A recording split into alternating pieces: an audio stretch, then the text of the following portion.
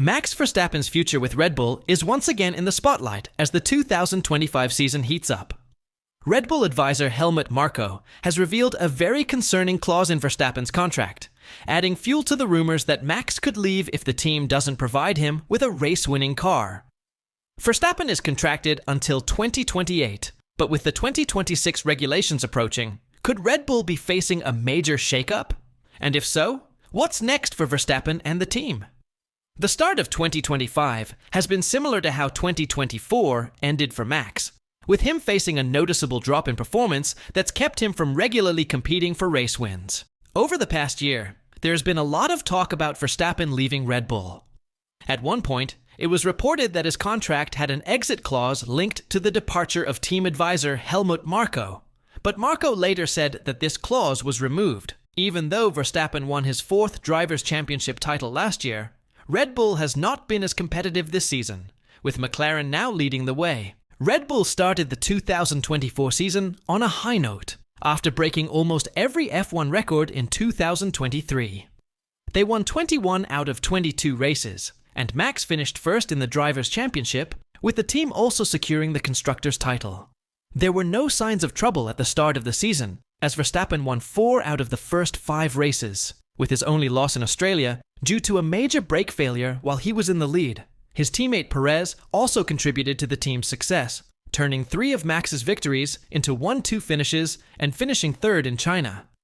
However, things started to change in round 6, when McLaren brought a new upgrade to their car in Miami, which helped Lando Norris win his first race. That was the moment when Red Bull's dominance began to fade, and it became clear that McLaren was now a serious competitor. For years, Verstappen has carried the weight of Red Bull racing on his shoulders. He became the team's main driver in 2019 after Daniel Ricciardo left. Since then, Verstappen has had 6 different teammates, with Yuki set to become the 7th. Apart from Ricciardo, none of his teammates have been able to match his level of performance. Verstappen proved his talent by making the most of Red Bull's strong car in 2022 and 2023.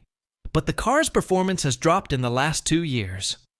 In 2024, Verstappen narrowly won the Drivers' Championship, even though his car was no longer the best on the grid.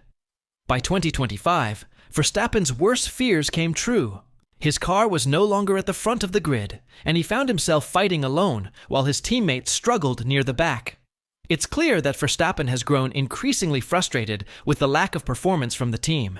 Max's growing frustration with Red Bull was further highlighted when he was seen liking a post on Instagram that criticized the team's recent decision to replace Liam Lawson. The post called out the move as hasty and unnecessary, suggesting that Red Bull acted too quickly in making the change.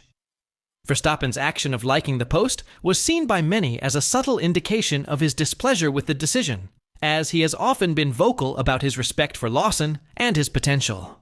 This moment also drew attention to the fact that Verstappen has had to constantly adjust to new teammates over the years, something that has become almost routine for him at Red Bull. We know Max is not happy, but we need 2 cars at the front, not only for Constructors' Championship, but also to help Max win his 5th world title. Then you can achieve more strategically in races. Does that mean Verstappen would have preferred to continue with Lawson? Asked whether this is a fair conclusion based on this Instagram like, Marko confirmed that conclusion is correct, and he did express that. But we explained to Max that, in order to win the championship, we have to do everything we can to have 2 cars in the top 10.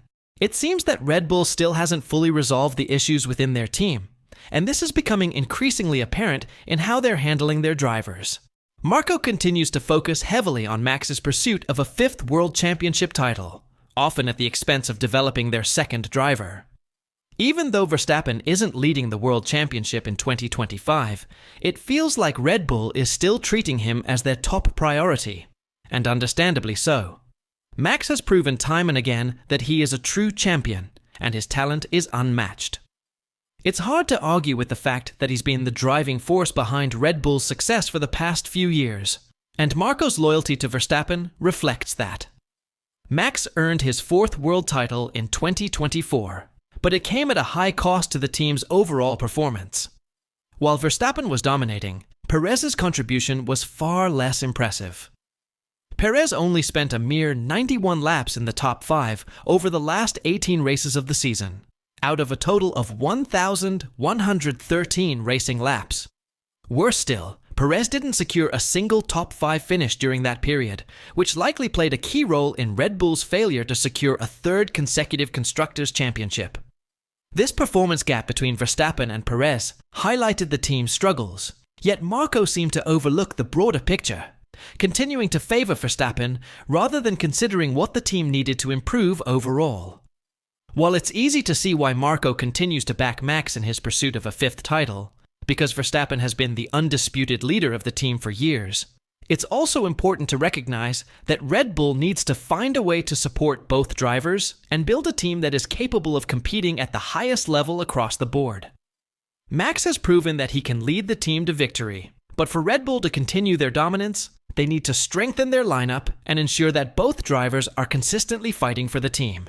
Red Bull has long been known for its ruthless approach when it comes to handling its drivers, and this reputation has been cemented over the years with several high-profile moves.